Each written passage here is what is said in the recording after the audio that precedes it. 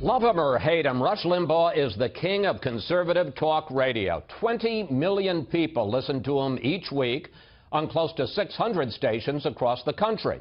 He's also written a new children's book called Rush Revere and the Presidency. And Rush Limbaugh joins us now live from his EIB studio in Florida. Rush, welcome back to Fox News Sunday. Always good to have you, sir. Thank you, Chris. It's great to be here. You say that what's happening to Donald Trump right now is that the left-wing courts, the left-wing media, the left-wing bureaucracy are trying to, in your words, sabotage his presidency. Sabotage? Well, actually, I do. And it's driven by two things, actually. The first thing that's going on, Chris, in my view, it is preposterous to believe that the Russians had any effect on the outcome of voting in this country. It's absurd. There is no evidence. Zilch. Zero. Nada. The New York Times has run two stories that are basically propaganda on this, one in October and one this past week. And both stories clearly say no evidence. Nobody they've talked to has any evidence whatsoever to suggest it. The second thing I think that's important for people to remember, people that voted for Donald Trump, people that support Donald Trump, really, really believe that they were going to lose the country if Hillary Clinton won. This is not an idle thought. It's not an exaggeration. They really believe that the country as founded was up for grabs. It was over if Hillary had won, if the Democrats had another 4 or 8 years to do what they do with the judiciary and so forth. So those two things, and I think if you try to understand both of those, not you personally, but people have a much greater ability to understand Trump and his supporters if you can intellectually accept those two premises. You also use a phrase which I have to say that I only heard for the first time in the last couple of weeks, the deep state. And that's the notion that there's an Obama shadow government embedded in the bureaucracy that is working against this new president. I think some folks are going to think that's right on, and some folks will think it's awfully conspiratorial. Well, I would love to claim credit for that, but actually I think a reporter by the name of Glenn Greenwald at The Intercept, who has got a relationship with, what's his name, Assange, I think he actually coined the term, and I think it works. I don't think there's who's driving this business that the Russians hacked the election. It's the Democrat Party. It's Hillary. It's Obama. It's all those people who just can't accept that. And you think they're behind the leaks too?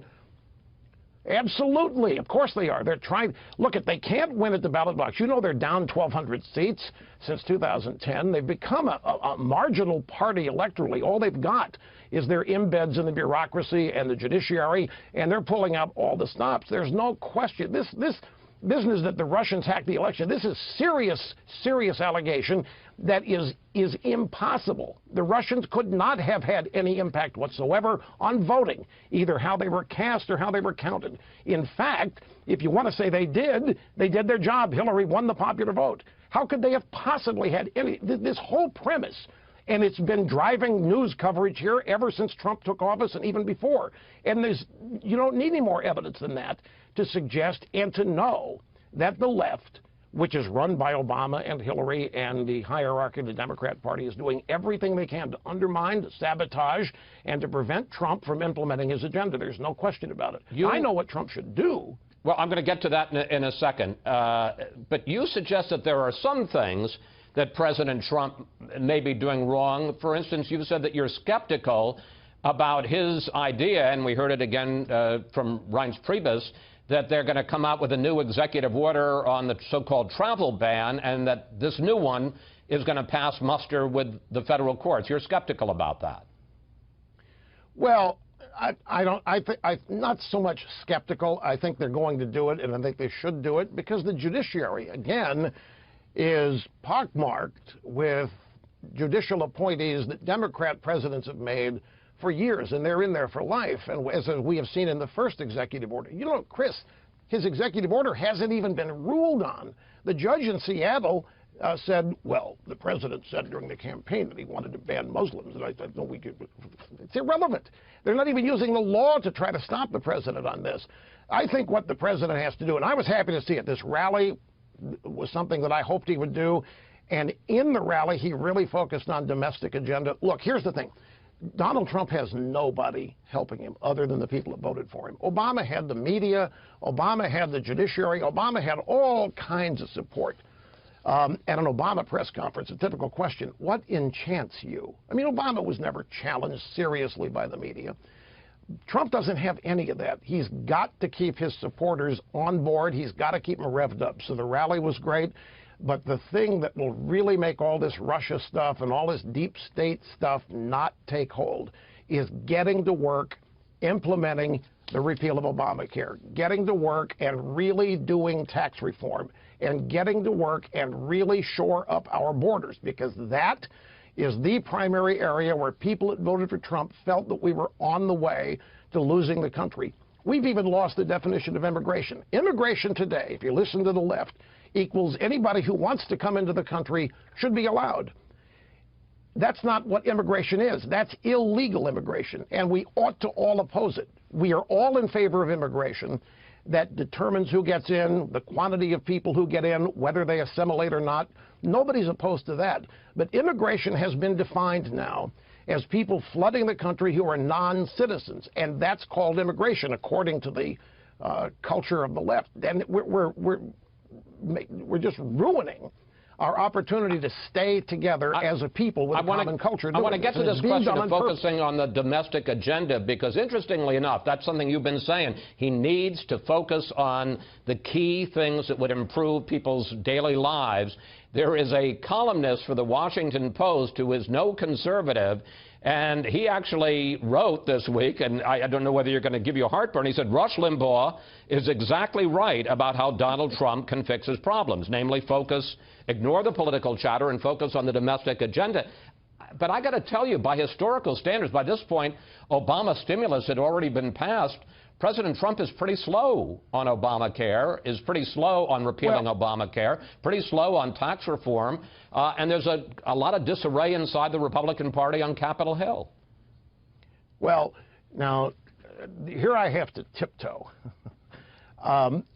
We're not talking Republicans and Democrats opposed to Trump. We're talking establishment versus Trump. Trump considered to be an outsider.